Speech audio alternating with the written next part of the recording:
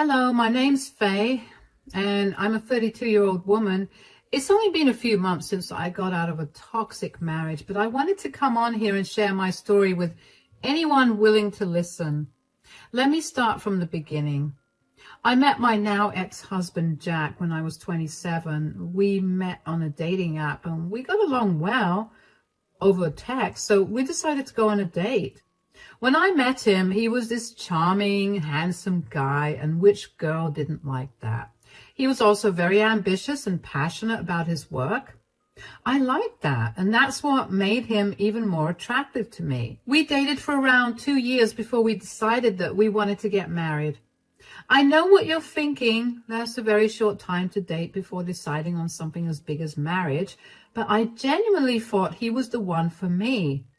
No one had ever made me as happy as he did. After we got married, life only got better for me. We were doing great financially too, and we were working towards saving to buy a house for ourselves. Things were all going well until one day it didn't. One day, Jack came back home in tears and told me that he had been let go by his company. I felt really bad for him, especially because I could tell that he had been really affected by it. I told him to take all the time he needed to get through his depression, and I assured him that I would help him find a better job. Of course, when I told him that he could take his time, I didn't mean that he was free to never find another job, which is what he took it to mean. After losing his job, Jack became a shell of his former self. I had to pick up all the responsibilities, and that meant that I had to work more hours. While I did this, Jack would spend his entire day playing video games. I would come back home from work only to find that Jack hadn't done anything around the house. Last night's dishes, still in the sink. Dirty laundry from the week, still in the laundry basket. The overflowing garbage bin, left as it was. So not only was I working more hours to support us, but I was also doing all the housework. Needless to say, I was exhausted. I only held my tongue and never said a word to Jack because I felt like he was going through a rough patch and I didn't want to seem insensitive. But after almost 2 years of that, I felt like I was going to lose my mind, and I did one day when Jack yelled at me for not being at home to spend time with him. "Where have you been?" "I've been at work. Why? Did something happen?" "Oh, you're always working." "Well, do you want the bills paid or not?" "You don't have to work this much. Every day I wake up and you're gone. You only come back in the evening. And by then, you're so exhausted, you never have time for me." "Maybe I wouldn't be so exhausted if you at least helped around the house." "Are you saying that I don't do that already? Who do you think replaces the toilet paper when we're not here?" "You can't seriously think that replacing the toilet paper is a big thing. Why don't you do the laundry for a change, or even just cook a meal for us?" "But that's so much work, and you know I'm really bad at cooking." "So much work? What about me? I'm working day and night. I never get rest, and you dare to complain about you doing so much work? You don't even have a job, and the most you do around this house is change the toilet paper?" "You know, I've been struggling to find a job. You don't have to throw my lack of employment in my face like that." "Are you really struggling to find a job, or are you not even trying? I have never once seen you go for an interview or even apply for a job. Every job I've tried to help you get, you've turned down for the stupidest reasons." "Oh, so me missing and being concerned for you is my fault because I have no job? I see how it is." "I appreciate you feeling that way for me, but you also can't blame me for being overtired when you don't even have a job. You purposely pretend like you can't do housework so you can get away with being lazy." "You think I'm pretending to not know things?" "Come on, Jack. It's not that hard to just find a recipe or a tutorial on how to do things." "You know what? I can't do this. You'll never hear from me. And all you ever do is whine and complain about me." "When have I ever whined or complained? I've kept my mouth shut for so long, and I only snapped today because you were being insensitive. Whatever. You always have a million excuses for all your behaviors. I'm going out. Don't bother calling me. I was beyond frustrated with Jack, and in that moment I was glad that he walked out of the house because I knew that we would have had a screaming match otherwise. I took the time that he was away to cool down and collect my thoughts.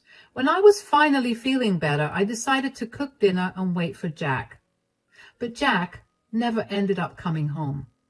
I began to worry about him, and that worry soon turned into panic when he wasn't answering his phone. Eventually, I got a call from the hospital. They told me that Jack had been in a horrible car accident and that he had broken a few bones and suffered from a few pulled muscles and a few lesions in his tendons. He was going to undergo surgery soon, and they asked me to come down to fill out the paperwork. Now, when I was panicking before, I thought of all the worst-case scenarios for Jack's lack of contact, but I never actually imagined it to come true. I rushed to the hospital in tears, and when I finally saw Jack, I broke down next to him and made sure that he was okay. "Oh my God, are you okay? How are you feeling? I came here as soon as I could." "I'm not okay, but I am lucky to be alive. I'm in a lot of pain." "Oh my gosh, what happened? How did this even happen?" "I got T-boned at an intersection. It wasn't my fault, though. The other driver was drunk, apparently." "I'm just so glad you're alive. I don't know what I would have done if you weren't alive." "Whoa, no need to get so dark. I'm completely fine. I just have a few broken bones, but I'm doing pretty good otherwise." "I know, but still, this is scary. Did the doctor tell you anything about how long you're going to have to be here?" "Yeah, I need to be kept here in case I injured my spine. I need to get physiotherapy and all that." "Okay, but how long?" "It'll be a month at best." "All right, that's no problem. I'll be by your side the entire time." "Sweetie, I don't know how to tell you this, but I don't think you'll be able to be by my side at all times." "What do you mean?" "What I mean is that we can't afford for me to stay here for so long. Your insurance doesn't cover me, and I don't have one on my own. I'm going to end up costing us a fortune, and I don't think we have the luxury to spend every single second next to each other." "You're right. Okay, I might not be by your side at all times, but I promise to be here as often as I can." "What are you going to do, pick up extra hours?" "No, I was thinking of picking up another job. If I could find something with a little higher pay, it'd be good for us." "I'm sorry that I put us in this position." "Hey, you have nothing to apologize for. You're my husband. It's my duty to help you and take care of you when you're not feeling good. In sickness and in health, remember?" "I know, but I don't want you to suffer and struggle because of me." "Darling, that's none of your concern. None of the efforts I put into work will feel like a struggle because I know that it will all lead to you getting better and healthier.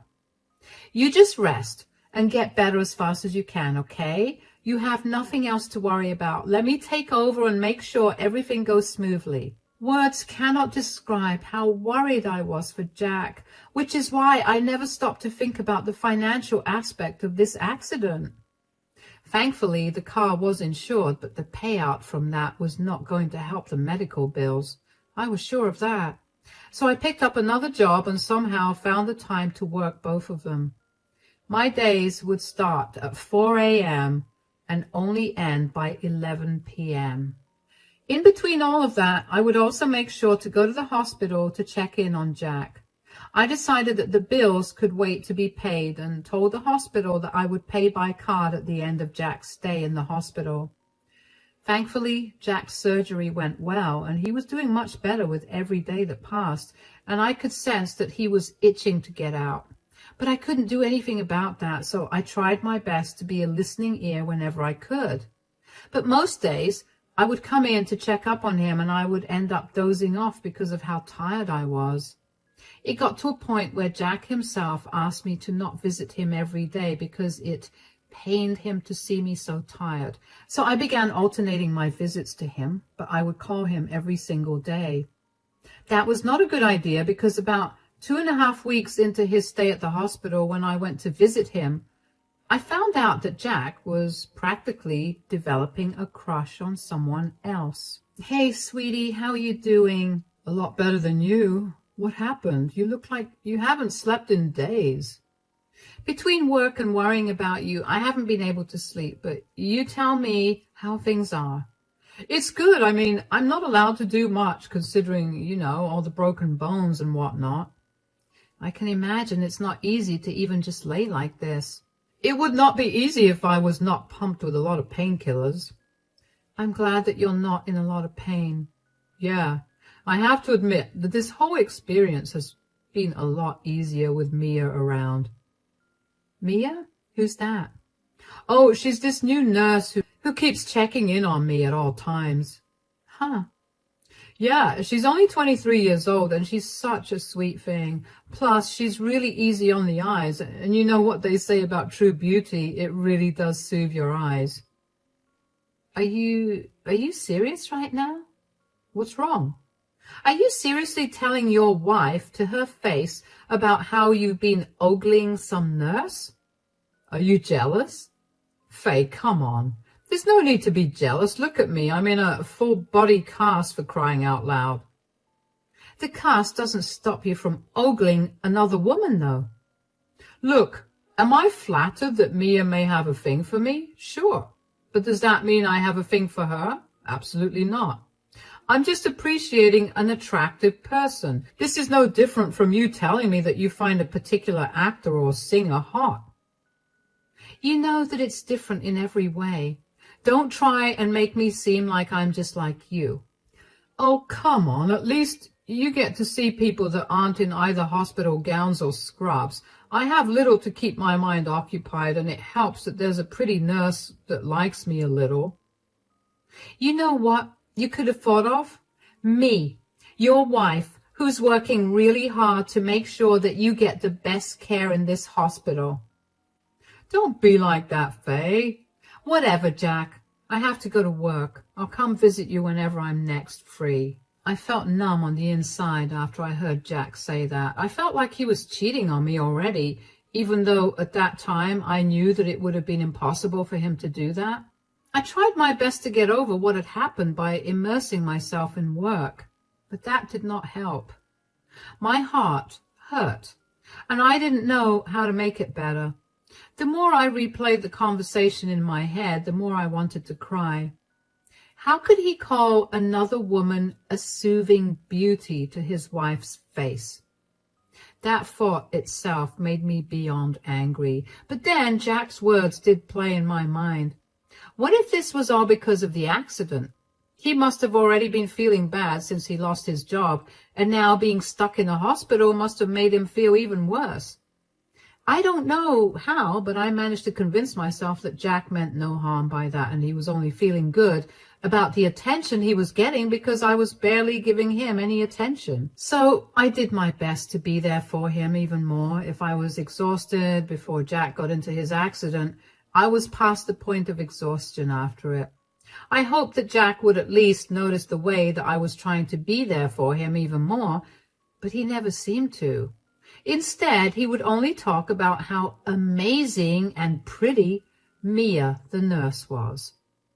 I let go of it all and just counted down the days till it was time for Jack to get discharged from the hospital. And that day came about a month after Jack had been admitted to the hospital. Jack had healed well, and while his broken bones were still healing, his sprains and muscle pulls were doing okay. The doctor told me that Jack was all set to go home and that he would be discharged the next day. I was excited about this and practically rushed to Jack's room to tell him about it. "Okay, so I talked to your doctor and he said that you'll get discharged tomorrow." "Finally! I can't wait to smell fresh air and see trees or something. Being cooped up in here was kind of torture, you know." "Yeah, well, that will end soon. I'll be leaving earlier today so I can make arrangements at home for when you come back." Arrangements? Yeah, I need to make sure that it's clean and everything is as accessible to you as I can make it. There's no need for that. Of course there is. You said it yourself, how this place was torture. I want the home to be a welcoming space for you. I appreciate the thought, but that won't be necessary because I'm not coming home with you. What? What does that mean? Who are you going home with then? I'm going home with Mia. She's been here for me this entire time, and I don't think I could have made it through without her.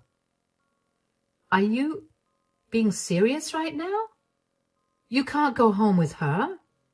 You're not my mother. You don't get to tell me what I can and can't do.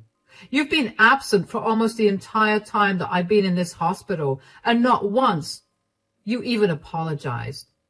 Instead, you just got annoyed with me. Because you would constantly praise Mia. I was absent because I was busy working my butt off to make sure you would be able to recover quickly, but all you could ever do was talk about how great Mia was. Well, who asked you to work so hard? Did you never think about how lonely I must have felt or how depressed I must have been? You know what? You're right. I'm the bad guy here. Why don't you tell me for sure about whether you and your nurse, Mia, are going to be together now? Of course I am. Mia was there for me. She listened to everything that I had to say. She made me feel safe and like I mattered. She always complimented me and kissed me like nothing I had ever felt before. You wouldn't understand that because you're always too busy working. You kissed her? Of course, she's the woman I love now. And I get that you're hurt and jealous, but this is not a good color on you. Maybe you should go. Oh, I'm definitely going. I couldn't believe what my life was amounting to. Never in my life did I expect to get cheated on, but here I was. I felt everything in me shattering, but I couldn't break down while I was in public. The first thing I did was go to my car, and once I got there, I finally broke down and just cried for a good while. I felt so used. I was a fool for working so much only to be cheated on and told that none of that work mattered. How did Jack honestly believe his hospital bills were going to get paid? We were barely getting by when we didn't have such a big bill. How did he expect me to spend quality time with him and pay off the bills too? Wasn't he the one who told me that I needed to work and to not worry about being by his side the entire time? I couldn't understand how he could have blamed me for everything and then how he could have cheated on me because of that. My heart hurt and my brain was swirling with a million thoughts. Once I had calmed down enough, my hurt was replaced by anger. I knew that I couldn't let Jack get away with what he'd done to me. I also knew that there was no way that I was going to pay his bills for him anymore. So the first thing I did was get out of my car and go to the billing department of the hospital and change the method of payment. I made it all cash. I had originally agreed to pay it by card. Since I had changed it, Jack would get the bill, and he'd be responsible for paying it. I then withdrew all the money that was in our joint account. That account only existed because Jack wanted to have some spending money for himself. I would not let him pay even a portion of the bill with that money. It didn't take long for Jack to call me in a panic. The next day, while I was at work, I got a dozen calls from Jack, which I ignored at first, but then eventually picked up because I was getting annoyed. Where are you? At work. You left me without paying the hospital bills? Yeah, why? Why, are you serious? You know I can't afford to pay for this? And that is my problem because I'm going to never be able to pay this off. Does that not worry you? Jack, you made it abundantly clear that you didn't like me or want me around you ever since you met Mia. Why don't you ask her to pay the bills? She's only 23 years old. She doesn't have this kind of money. Oh, should have thought about that before you told me I was not as good as Mia. Can you stop being such a jerk? You need to help me pay this off, or I might go to jail. Or you could get a job. Why do I have to be responsible for your bills? I don't want to get a job right now. What will I even be able to do with this broken body? And you're my wife. So you should help me out. Well, as a husband, you were supposed to only be attracted to me, but you didn't fulfill that, so why do I have to help you? Because you care for me, at least. Jack, there was a time when I cared for you more than anything in the world, but that's not the case anymore. You broke my heart and shattered all trust I have in you. I don't care for you. Since you clearly didn't care about me, you'll be getting served with the divorce papers soon. Divorce? You're leaving me?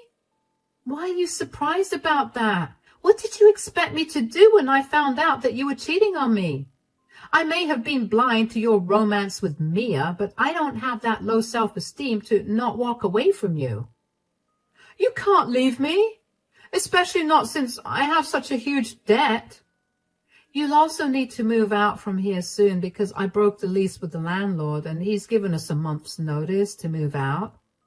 Are you trying to make life harder? What is your problem? Oh, well, life can be unfair sometimes.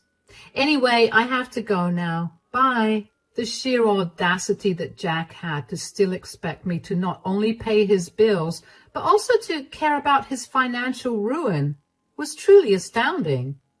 I didn't think he could have gotten any more stuck up, but there he was, and he wasn't even ashamed of it. It's like he prided himself on being a horrible person. How I did not leave him sooner was genuinely a mystery to me, and a mystery that made me feel ashamed about myself too. The signs of him only using me were always there, but I was just too blinded by love to acknowledge them. But I was not anymore, so the first thing I did the next day was find a good divorce lawyer. I needed to get separated from him, and I knew that doing that would finally allow me to put everything behind and start afresh. While I was in the process of filing for divorce, I couldn't help but reminisce on Jack and my relationship. I felt so disappointed in myself for not noticing how hard he made me work while he got to relax and enjoy. He practically baited me into doing it. I knew for a fact that it was his tactic to never work, and I knew that he was going to do the same thing to his new girlfriend. And aside from that, I really was disgusted that a nurse would have improper relationships with a patient. That was just a violation of work ethics, and I was sure that the hospital was not going to tolerate it. So I called the hospital board and told them about what Jack had told me. They told me that they would check the security footage from the room and they would take action accordingly. I pretty much forgot about that after a while because I got caught up with the whole divorce stuff. But then I got a call from Jack. I assumed it was because he got served the divorce papers and he wanted to throw a fit about it, but I was wrong. Apparently the hospital did find proof of Jack and Mia being improper, and they had taken action.